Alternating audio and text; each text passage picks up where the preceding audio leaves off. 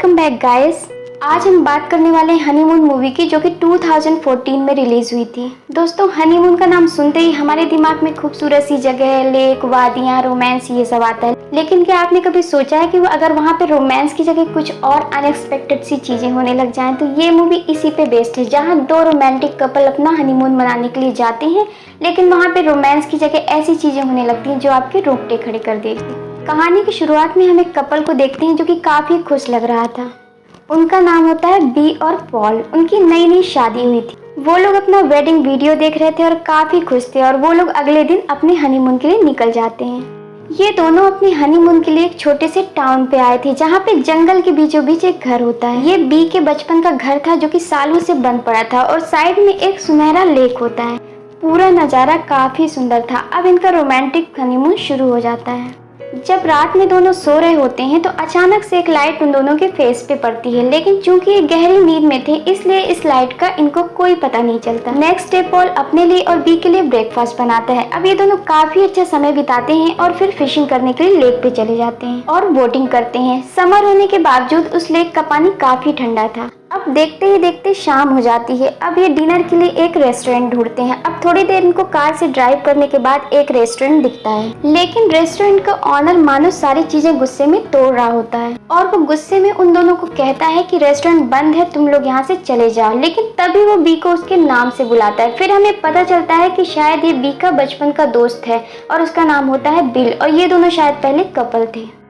अब हम बिल की वाइफ को देखते हैं, जो कि देखने में काफी अजीब लग रही थी। अब बिल उसका गुस्से में हाथ पकड़ता है और पकड़ के ले जाता है।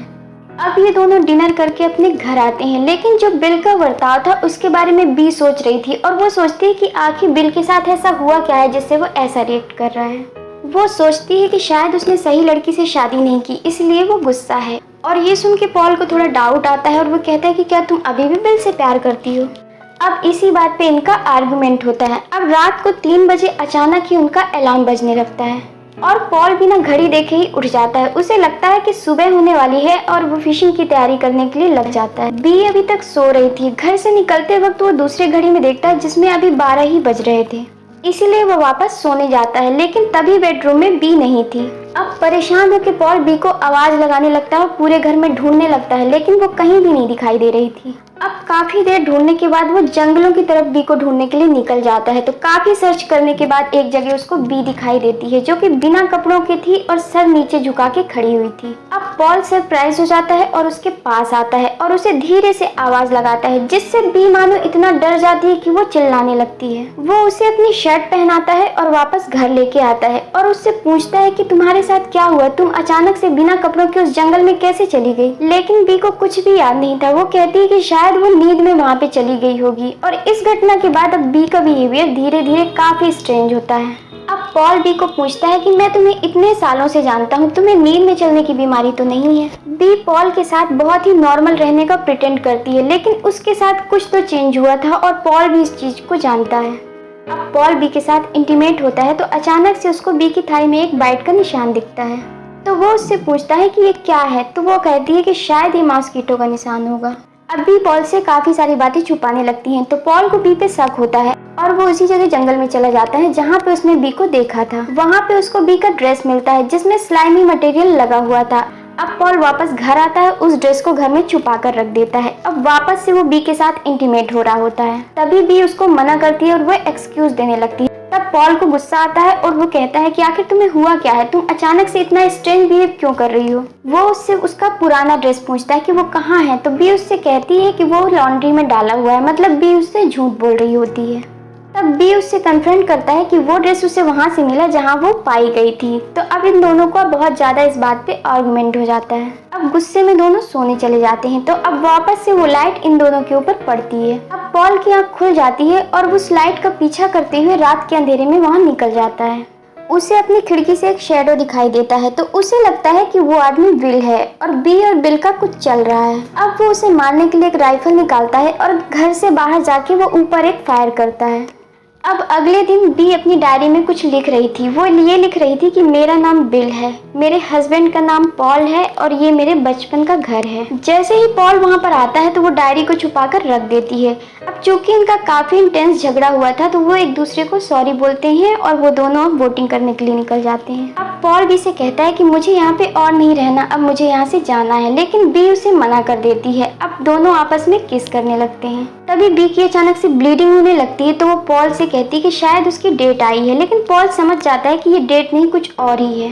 अब पॉल उससे कहता है कि ये ब्लीडिंग नहीं, शायद तुम्हें जख्म लगे हैं, और वो उसको डॉक्टर के पास चलने के लिए कहता है और वो आखिरी में अपना आपा खो देता है और बी के ऊपर चिल्लाने लगता है। वो उससे कहता है कि आखिर तुम्हें हुआ क्या है, तुम इतने दिनों से ऐसा बिहेव क्यों कर रही हो, और ये सब तुम्हारे दोस्त बिल के कारण है ना। और वो गुस्से में बिल के घर चला जाता है। अब वहाँ पाल को बिल की बीवी एनी मिलती है। वो काफी अजीब तरीके से बिहेव कर रही थी। वो कह रही थी कि मेरा नाम एनी है और मेरे हस्बैंड का नाम बिल है। ऐसा ही कुछ टेक्स्ट मॉर्निंग में बी ने लिखा था और ये पॉल नोटिस करता है। अब वो एनी से पूछता है कि बिल कहाँ है, तो वो उससे कहती है कि तुम यहाँ से चले जाओ, हम लोग यहाँ पे सेफ नहीं हैं। तभी पॉल को एनी की थाई पे वैसा ही काटने का निशान दिखता है जैसा उसने बी की थाई में देखा था। अब पॉल एनी से कुछ और बात करे इसके पहले ही एनी एक बोट लेकर चली जाती है। अब किनारे पे उसको बिल की कैप मिलती है जिसपे खून लगा होता है। अब वो सोचता है कि शायद बिल की जान अभी खतरे में है। वो चुपचाप बिल के घर में घुसता है जहाँ पे उसे एक कैमरा ऑन मिलता है और उसमें वो रिकॉर्डिंग कुछ फुटेज मिलती है जिसे वो चेक करता है। और जब वो उन फुटेज को चेक करता है तो उसे पता चलता है कि कुछ दिनों पहले एनी भी आधी रात को ऐसी जंगलों में अचानक से चली गई थी जैसे बी गई हुई थी। और आगे और उसे कुछ पता चलता है, इससे पहले ही लाइट फ्लिकर करने लगती है। तभी वो दीवार पे कुछ पेपर्स चिपके हुए दिखता है। वो डायरी के पेपर होते हैं जैसा बी ने सुबह लिखा था। अब वो देखता है कि उन पेपर्स पे वैसा ही स्लाइमी मटेरियल होता है जैसा बी के कपड़ों में उसने लगा हुआ पाया था। अब पॉल डर जाता है और कंफ्यूज हो जाता है और वहाँ से निकल जाता है। तभी हम खिड़की पे एक शैडो को देखते हैं। अब पॉल घर पे आता है और बी को बिल की कैप दिखाता है और वो कहता है कि शायद बिल अब मर चुका है, हमें जल्द से जल्द यहाँ से निकलना चाहिए, पता नहीं यहाँ पे क्या हो रहा है। लेकिन बी कहती है कि शायद एनी उसे बचाने की कोशिश कर रही है। अब पॉल के लिए बहुत हो गया था, इसलिए वो कार की कीज ढूंढने लगता है, लेकिन उसे कार की कीज नहीं मिलती, शायद बी ने कहीं पे छुपा के रखी थी। अब गुस्से में वो बी का बैग ढूंढता है जिसे वहीं पे उसकी डायरी मिलती है। अब उस डायरी में बी ने सेम टेक्स्ट लिखे थे जैसा उस वॉल पे चिपका हुआ था। अब ये पढ़ने के बाद पॉल समझ जाता है कि जो सामने लड़की खड़ी है वो उसकी पत्नी नहीं है, शायद वो बहरूपिया है, क्योंकि अगर वो बी होती तो उसे ये सब चीजें लिखने की जरूरत नहीं पड़ती क्योंकि उसे ये सब चीजें याद होती। तभी बी अजीब तरीके से सवालों के जवाब देने लगती है जैसे वो याद कर करके दे रही हो। इससे पॉल समझ जाता है कि ये बी नहीं है और वो उसे बेड में बांध देता है। तभी पॉल की नजर बी के शॉर्ट्स में जाती है जहाँ अजीब तरह का एक स्लाइमी लिक्विड आ रहा था। अब ये देखने के लिए वो वहाँ पे हाथ लगाता है और देखते ही देखते एक अजीब सा क्रिएचर उसके पेट से निकलता है और बी रोने लगती है। अब पॉल का दिमाग पूरी तरीके से खराब हो गया था, इसीलिए वो बी की रस्सियां खोलता है और रूम से बाहर आता है।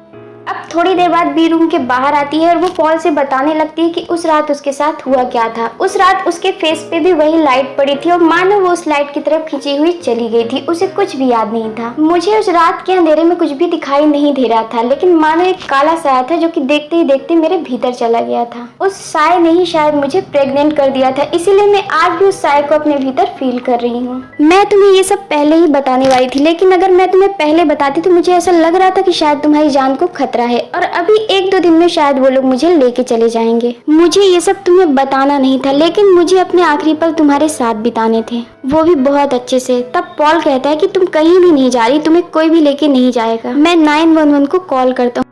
लेकिन तभी देखते ही देखते वो लाइट बी के ऊपर वापस से पड़ जाती है और बी कहती है पॉल से कि अब तुम्हारी कोई जरूरत नहीं है। बी पॉल के सर पे वार कर देती है जिससे पॉल वहीं पे बेहोश हो जाता है। अगली सुबह पॉल की आंख खुलती है तो वो लेक में बीच में था, बोट में बंधा हुआ, और बी उसे कहती है कि तुम्हें बचाने का सिर्फ एक ही तरीका है, वो तुम्हें मार डालेगा लेकिन मुझे तुम्हें बचाना है और तुम अंडर वाटर ही सेफ रहोगे। और एंकल से वो उसे बांध के पॉल को वो तालाब में फेंक देती है। यानी उस दिन जैसे बिल की मौत हुई थी आज शायद वैसे ही पॉल की भी मौत हो जाती है।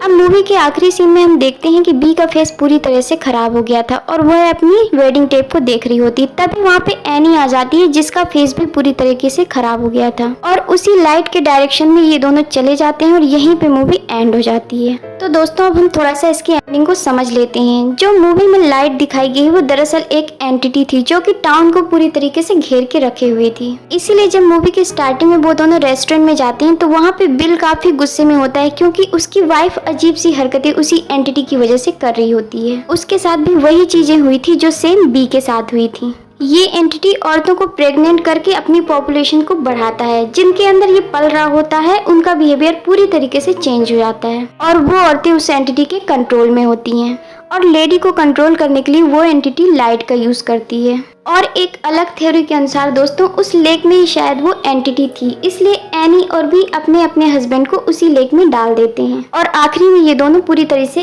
एलियन के चंगुल में फंस जाते हैं। तो दोस्तों यहीं पे मूवी एंड हो जाती है। अगर आपको मेरा एक्सप्लेनेशन पसंद आता है तो प्लीज दोस्तों मेरे चैनल को सब्सक्राइब करें, लाइक करें, अपने दोस्तों को शेयर करें। Bye bye.